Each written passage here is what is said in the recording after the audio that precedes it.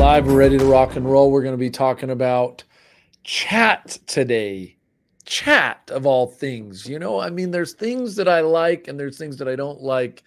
And chat falls right in the middle of those. So it's going to be an interesting conversation how you can actually use chat to do something worthwhile. To do that, we brought in Michael. He's a good friend of mine. I'm excited to have you on, Michael. He's an expert in all things chat. That's why he's here today. Before we jump in, Michael, maybe just a little bit about yourself, man. What have you been up to? Yeah, thanks, Gabe. So I'm in charge of our customers here at Signals. So implementation, success, consulting, making sure that people are able to start using our product and use it well. And part of that is chat. So I spend a lot of time looking at how we can build chats effectively, how we can make sure that teams utilize them and get the most out of them. And yeah, they book meetings. That's the And whole thing. outside of all your technology meanderings, what's your what do you do for fun, man? Well, the World Series starts today, so excited for that. I know The World Series starts today. Made it. Game 1 today. Dodgers versus Blue Jays. Dodgers and Blue Jays? Yep. Shoot, man, that just shows you. It's funny. Baseball used to be my thing, but I didn't even know that. All right, well, let's dive in, man. I want your take on this. I'm throwing just a couple slides up. Maybe we can talk through them, but it feels like chat has been. I mean, it's been around for ages, and in some ways it's worked. Some ways it has, and I want to get your thought as to maybe what it has and has not worked. But a couple stats for you. I won't hit every one of these, but these are actually not very good. 88% of consumers say chatbots made their problems worse, not better. That's only a year old. Drift, our friends at old Drift, we got a little stat in there. A lot of chatbot interactions not actually getting to a resolution. Oh, I did like this one. I guess maybe I'm going to read every one of these. 30% of traditional chatbots can only handle 30% of customer queries without that sounds about right. I'm curious as you see these, Michael. I mean, you've been around the space, you've played with chatbots for a long time, or some version of chat. Yeah. High level, do these resonate with you? If so, why? Yeah, I think when people go on a site and click a chat and have an experience, that sort of counts as that touch, like a meaningful engagement. And so if they don't get a useful experience out of that, then that engagement can kind of die, like that lead can get cold, right? So I mean, we've gone from a traditional chat to an AI one, and the main difference is with a traditional chat, in order to make it helpful, in order to make it useful, you have to build tons and tons of branches and if branching, right? Think of every possible solution, and if you don't, then you have to have a team member come on. And with the AI, you can kind of just say, hey, like, here's your goal, and outside of that, try to do your best, and it does. So I think that's where we see the difference really between the two. I like that. You're jumping as always to the good stuff. But the first part is I wanted to dive into a little bit, and we'll go back and forth. But yeah, it's the branching, right? Because that's what the old. I mean, look, they could handle some of the stuff, but ultimately there was so much that had to be programmed into them that when that programming broke, it ultimately kind of didn't deliver the outcome that people want. So Michael kind of alluded to it, but that's what we wanted to dive into today. What if your chatbot wasn't a chatbot? What if it was some sort of digital work? What if it was an AI employee? And then what would that look like? What would the difference be? So we've recently taken to market our cloud employee. We call her Jordan. She's a rock star. Jordan's a rock star.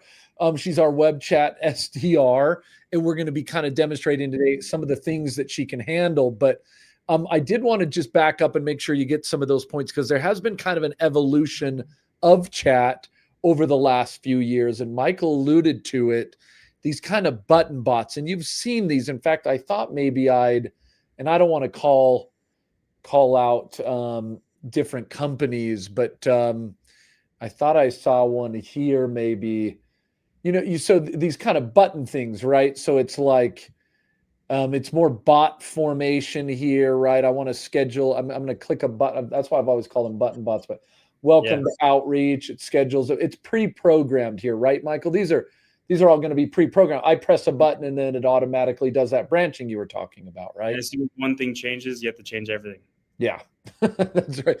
Do these guys have a seat minimum? No, I need less than 7 seats. Oh, tell me you don't have a seat minimum. Sorry, this is like a Oh, I did not know that. Oh, that's a LinkedIn post. I hate seat minimum. Doesn't matter. I digress. The concept here, though, is we've all seen these, right? So these are the branching that Michael's kind of talking about.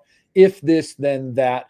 Anything else you'd highlight as you kind of see a bot like this, Michael, that people just to remind them when we say button bots, kind of the thing we're hitting on?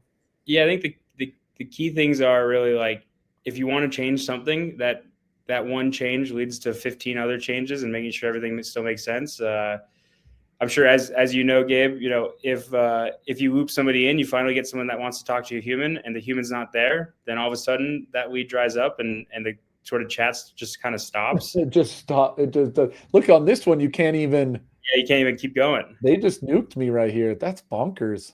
Oh, Well, you can take a self-guided tour, but and yeah, what if you click on the wrong button, Gabe? Like, what if you're like, oh, never mind, I actually do have enough seats. Then oh, I'm stuck. I'm stuck with the button bot. Let's see. Can I? Let's see if they tag me here. Oh, they did. Yeah. Oof. I'm never gonna be able to buy from these guys again. you're gonna be able to buy outreach. You've been I'm talking about it so much. I'm absolutely toast. That's funny. Anyway, so yeah, that's when we say button bot, that's kind of what we're referring to. And again, I'm assuming most of you know that. And I put a little joke here, but it is click a button, wait for the script, click another button, and then actually just what I was doing, the rage quit. It's kind of like, oh my goodness. But look, for certain instances, I think in 1985 to like 1987, this was helpful. That was supposed to be sarcastic. I don't know. The last But the problem is that people think it's still helpful, right? Like now, look, there is. Oh, we already kind of showed an example there. Now, it does seem like there was another iteration. I don't know if you agree with this 100%, Michael, but it does. Like there was a little move to something that was maybe a little bit more intelligence before you actually, I think, went to kind of like a true AI employee. It felt like some of these had like I'm thinking of an example. I don't think I want to show I it. like to call it like an FAQ bot. Oh, You know, that's what I was thinking. That's exactly right. So what it did was that's exactly where I was going. It only scraped kind of your website, or truthfully, a lot of them only did the knowledge base. And so it was only there, but it did have some intelligence. But man, once it went outside of that core knowledge base, such as your, Q&A, then it kind of broke. But it felt like that was the initial iteration on like an AI bot. Did I lie yeah, on that? I could have lied. I think that's right, and I mean I've built a few. They can be a pain, and I've also helped others, convert from a FAQ bot, and when they find out that they don't have to have a CSV of 400 different questions that they need to pre-program in, they almost they sing and dance about it. Yes. So okay. So yeah, there's probably a couple examples here, but I don't want to show them because I doubt anybody's actually tuning into this webinar, but if they did, I think they'd feel bad. So there are examples of FAQ bots, but I think Michael's explained that pretty well. Pretty basic questions. I love the idea. You typically load something in, or maybe it is just using one data source. And it was an interesting iteration, but I don't think it really helped that much. So yeah, I'm not going to show it. So yeah, what we're kind of highlighting then today is something that would be that next iteration, right? We call them cloud employees. These would be advanced agents. Michael's going to demo it a little bit more, but some of the things that we highlight here with Jordan, more full conversations. That's one of the things I love with these is, you can definitely go outside those spreadsheet of questions. So, what do you, I had a random question about your company, or I want to know more about your founder or something like that. That's actually one of the questions I saw on AI bots that broke it a lot, was just asking like, hey, can you tell me about your company or your founder? And it didn't have that pre-programmed in that knowledge base, so it kind of broke. So the broadness is pretty cool. I love that it has a little bit of personality, but man, some of the stuff being able to, certainly I love the idea of pulling people in or escalating to humans. But being able to kind of book meetings or pull in different objects into chat, or different pieces of information into chat that isn't just in this knowledge base, maybe it's in that knowledge base. All of a sudden, the breadth of information becomes pretty powerful.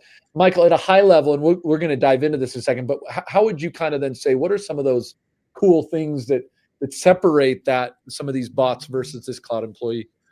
Yeah, I think some key differences are it knows when it makes sense to actually do a call to action or drop a calendar or try to route somebody through, Mm. right? Like with your old button bots, the calendar dropped when it was time for it to drop, and what if they didn't answer the right question or you didn't want it to drop? They're disqualified, or just kind of happened.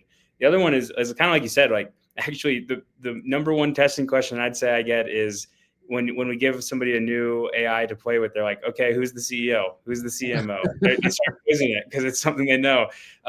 And so it's able to, you just give it the website and it's able to understand, these real things about your company without having to pre-program them in, log them all in, and kind of get into the weeds of it. You can just at a high level make it work. I love it. I love it. So here's some of the kind of the flow, and then Michael will demonstrate this, but multiple functionalities that some of these cloud employees can do. So definitely you can go deeper down the qualification. So if you are looking for some sort of sales capability, I love that it can take away some of those forms and actually ask some of those questions. Maybe you saw that on the outreach, like we can get that in a conversation. It doesn't have to be a button bot. Love the routing capability. We talk about booking, but routing, I mean, the stuff that you can do, and Michael, this might be one thing to show is, different keywords that pop up, then we utilize some of those different keywords to push or pull into different people in the organization. That's pretty good. The routing stuff was pretty mind-boggling to me. Everything's pulling back into your CRM, or we bring that in. I think maybe that's table stakes, but being able to make sure that this isn't just a third-party entity, but it is coming back down. The ever learning and improving, I think, can be pretty powerful. But I have found this to be interesting. How can you take something in chat? And again, if something comes in, can you bring in another channel, like drop an email to that person, or Mm-hmm. schedule that meeting and get that confirmation via email? Now you're moving from chat into a different channel. Again, that just makes it feel so much more like an employee versus that old weird word bot. I wonder where we got the word bot. I think it's short for robot, Gabe. Bot. Chat robot? Huh. I think so. I don't love I never loved it. I should have probably come in ready for that one. But all right, let's dive in. I'm gonna see, Michael, I can give you Yeah, let me see if I can share my screen here. let's see. Oh man, we should have practiced that. I don't even know if you can do that. Hopefully you think, can, because I'd love him to just kind of walk through and see how this works. yeah. So first I'll show Jordan. Gabe, can you see that real quick? Let me confirm. Let's see. I probably have to add it to the There we stage. go. There we go. Yeah, got it. Awesome. So here's Jordan. Here's our new employee. Now I'll just do a quick high level overview of this. Really, everything is natural language, written word.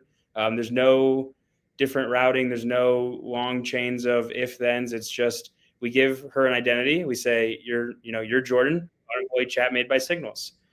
We give her a style guide. We say here's what you should say. Here's what you shouldn't say. Be concise. Never be too verbose. We open up with That is something I hate, Michael. The just on yeah, the concise thing. Well, two things on that. Sometimes I think that it spits out answers, right, that are like that. You're just like, whoa. yeah, But it also spits them out. I love some of these tools that allow you to kind of, I get it, but it doesn't just bleh, right? It kind of like writes it more, or kind of puts it out like yeah. it. That just feels a little more real to me. Yeah, it's sort of that, like you can see it coming as you're Right. not just, there's not the three dots and then all of a sudden you have four paragraphs to Four read. paragraphs. I've seen a couple of those. And I'm like, you seriously sent me four paragraphs? It's like I'm not going to read that. I'm going to read the last two sentences, see if it makes sense, and go from Right. there. That's right. um, yeah, and then we tell her what we want her to say, right? So how do we want the conversation to go? What questions we need to ask, and so we can see that in action here with Jordan live in the world speaking to Rachel. So Rachel came on to the site and asked Anna, I think we had her as Anna then. Gabe did a bit of a rebrand here with Jordan, but asked Anna at the time, what does your organization do? And Anna gave a quick summary. Had a great conversation, was looking for specific use cases. And then when, I'm just going to kind of scroll through these, but when Rachel was ready, Jordan dropped Steve's calendar, who's a great sales rep here at Signals, and he's actually in charge of all our partners. Great guy. You should definitely meet with Steve. and dropped the email, gave him the calendar, and then Rachel actually complimented Anna, or Jordan now, for the work. And the beautiful thing is, Gabe, if I wanted to change any of this behavior, if I just wanted to say, hey, don't say X or don't say Y, all I got to do here is say, don't bring up Gabe. And then now Jordan's never going to talk about you, Gabe. She's just going to leave you out of it. Wait, did she bring me up? You're saying no. You're just saying you don't want her to. I just don't want her to bring up Gabe anymore. I think she probably should bring up Gabe, but you're saying in the case that she did, I see where you're going.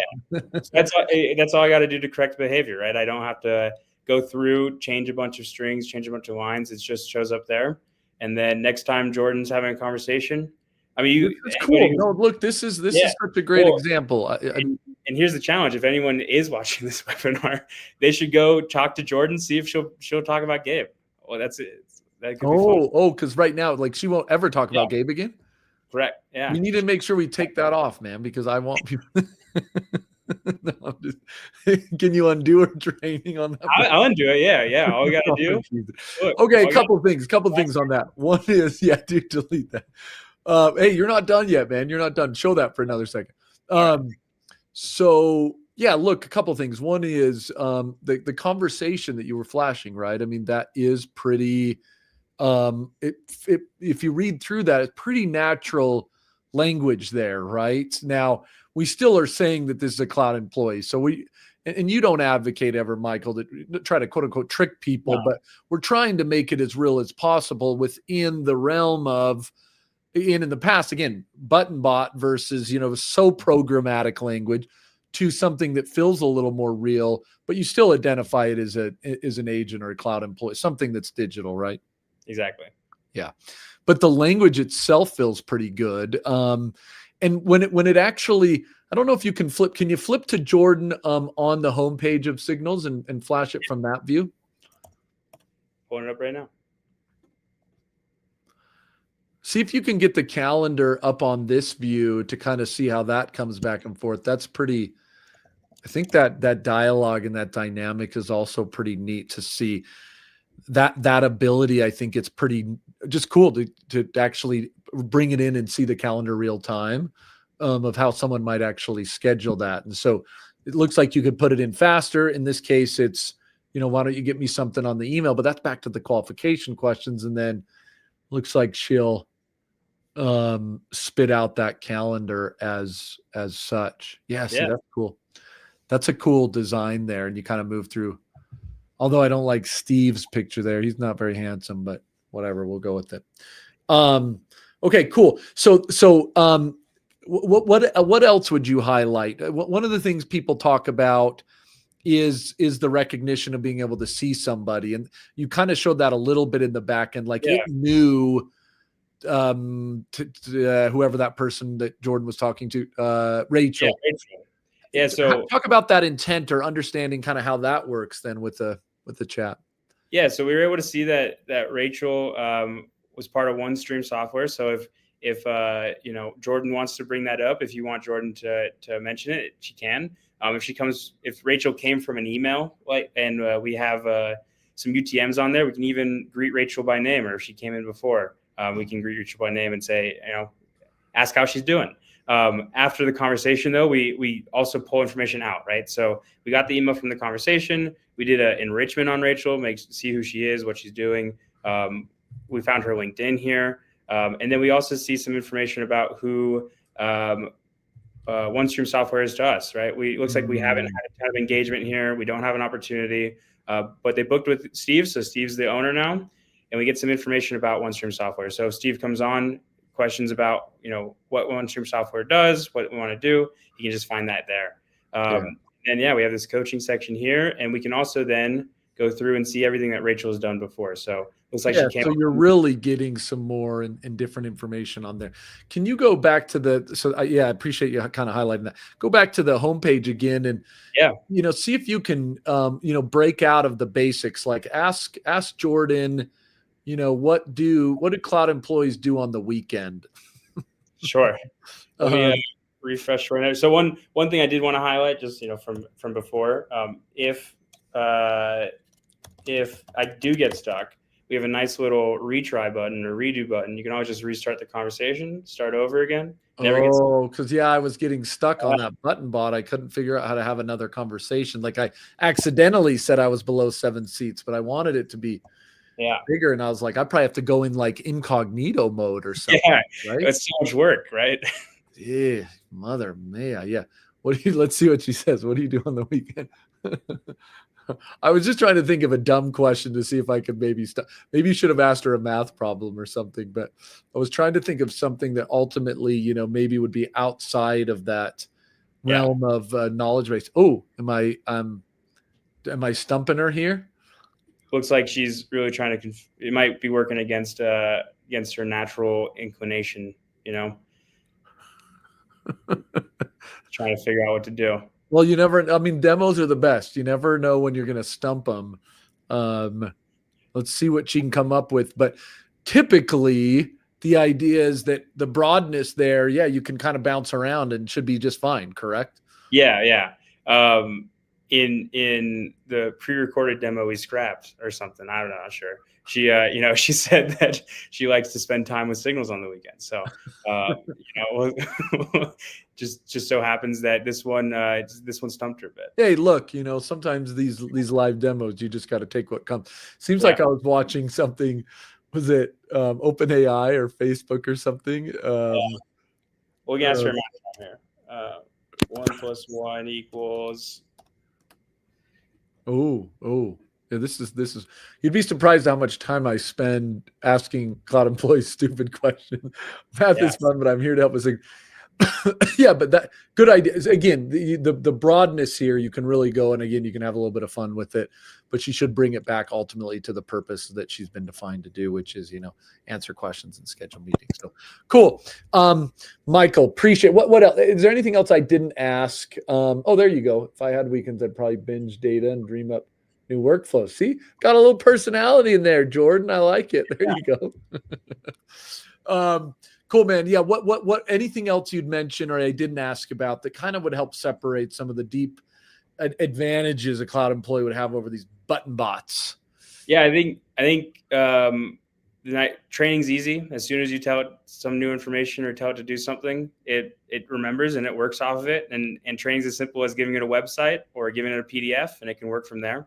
And it never runs into these dead ends, right? It never. I mean, except for when it freezes up on weekend questions, it never runs into dead ends. It always has an answer. Always tries to move them back into the right situation, and can really help move conversations along. Yeah, I think I was starting to think maybe the what do you do on weekends she just thought was inappropriate, so she just wasn't answering. But yeah. Awesome. So Michael, appreciate you joining. Hope everyone kind of got a better understanding, some of this evolution of chat as we've kind of experienced that over the last 10 years from that kind of button bot to something that's a little more of an FAQ AI, but ultimately as you move into this new age, more cloud employee, really broaden some of the capabilities, et cetera, et cetera. If you want to test this out, always feel free to hit me up LinkedIn.